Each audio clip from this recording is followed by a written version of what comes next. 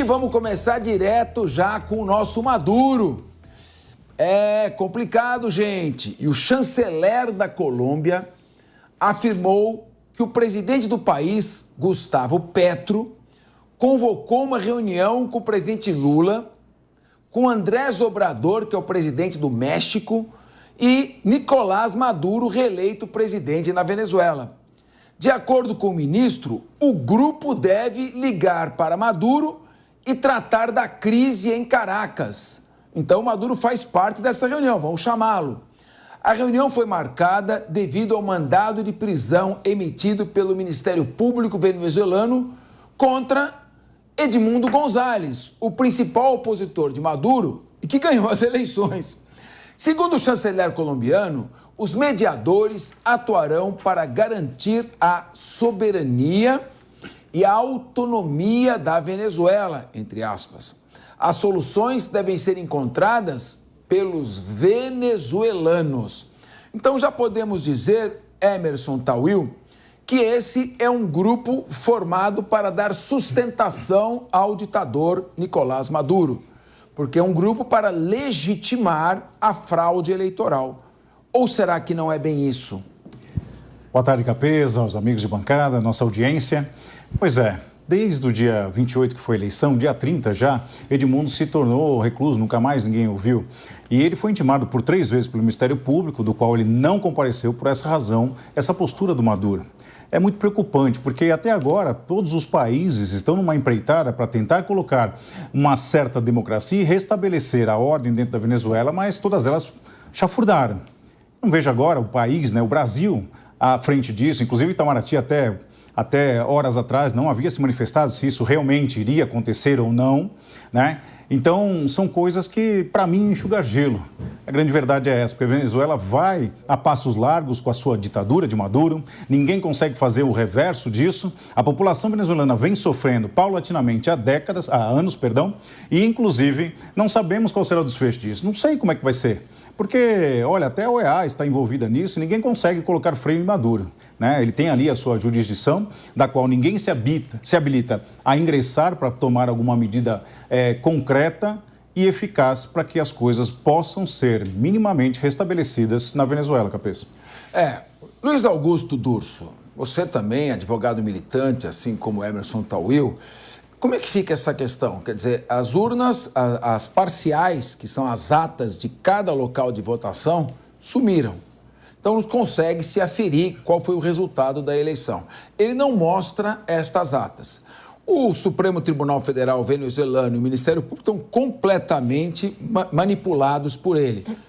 Qual a saída para quem venceu a eleição e para a grande maioria do povo venezuelano, que é o que tudo indica, votou no outro candidato e não no ditador? Boa tarde, Capês. Boa tarde a toda a audiência da Jovem Pan, os amigos da bancada aqui hoje. Capês, é muito triste a gente acompanhar o que está acontecendo na Venezuela. Até porque esse mandado de prisão sai do próprio judiciário, um pedido de Ministério Público. Então você percebe que Maduro é incontrolável. Ele afeta não só o poder executivo, mas o poder judiciário. É realmente muito preocupante. E a gente sabe, até pela análise internacional, quem ganhou essa eleição. E eu vejo que a única forma de restabelecer o Estado Democrático de Direito, respeitar o resultado das urnas, ou pelo menos ter uma análise imparcial para que se tire ali o resultado real dessas eleições, seria uma atuação internacional. Os países que ainda exercem a democracia precisam, de fato, interferir de algum jeito. A gente precisa ter algum acordo internacional para que se resolvam as coisas. Mas o Brasil, que é a maior democracia, o país mais importante, segundo país mais importante do Hemisfério Sul, hoje a Índia nos ultrapassou no PIB, parece que vai dar sustentação. Que saída teria o povo venezuelano? Esperamos que não, né? Inclusive o governo federal tem evitado tratar sobre o tema, tem evitado dar qualquer tipo de posição final, mas, por exemplo, os Estados Unidos, que seria uma nação muito relevante no mundo, já reconheceu a vitória de Edmundo. Então, talvez uma intervenção de um país norte-americano, de um país mais relevante na política mundial do que o Brasil, de fato, tenha um efeito prático da gente restabelecer a situação e livrar Edmundo dessa injustiça que passa, quem sabe até assumir a cadeira de presidente da Venezuela. Meu querido Diogo da Luz, você como um liberal convicto, como é que fica a questão? A Venezuela tem os maiores campos de petróleo e minérios do mundo. E está longe, não está nem entre os 20 maiores produtores de petróleo. Está abaixo do Brasil, bem abaixo do Brasil, inclusive, que tem menos reservas. E parece que o país está se isolando cada vez mais. Venezuela caminha a passos largos para virar uma Cuba? Caminha, sem dúvida alguma, caminha a passos largos para virar Cuba. Porque ter a maior reserva de petróleo embaixo da terra é o mesmo que nada. Porque é uma riqueza potencial que não está sendo explorada. Não há dados oficiais confiáveis que venham da Venezuela, mas se estima que eles produzam 350 mil ou no máximo 800 mil barris. O Brasil está produzindo 4 milhões de barris. Eles que têm a maior reserva do mundo estão andando para trás ano após ano. Agora, essa reunião que pretendem fazer lá, eu não consigo entender, Cabeça, qual seja o objetivo. Você conhece bem o meio político. Não se faz uma reunião antes que as coisas já estejam encaminhadas e praticamente resolvidas. As reuniões são quase para anunciar os fatos. O que nós temos aqui? Uma ordem de prisão contra aquele que, para mim não tem dúvida, venceu as eleições ocorridas na Venezuela dia 25 de julho.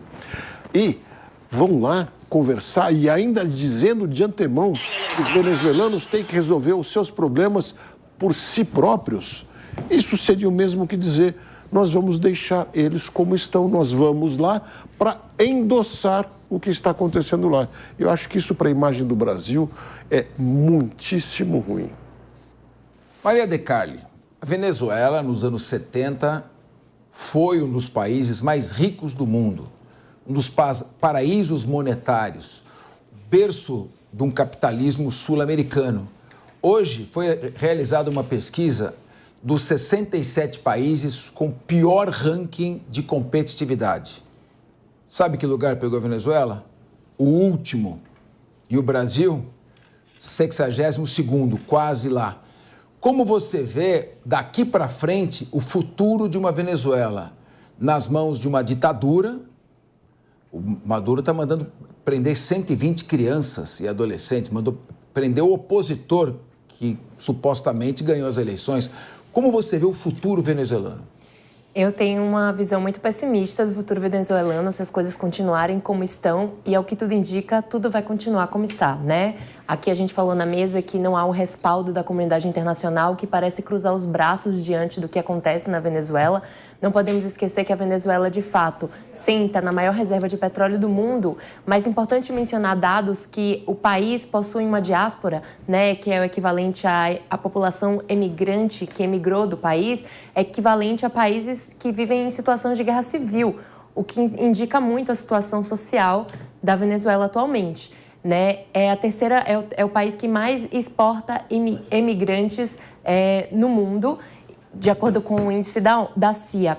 Mas eu queria falar aqui sobre essa tentativa, né, de coalizão,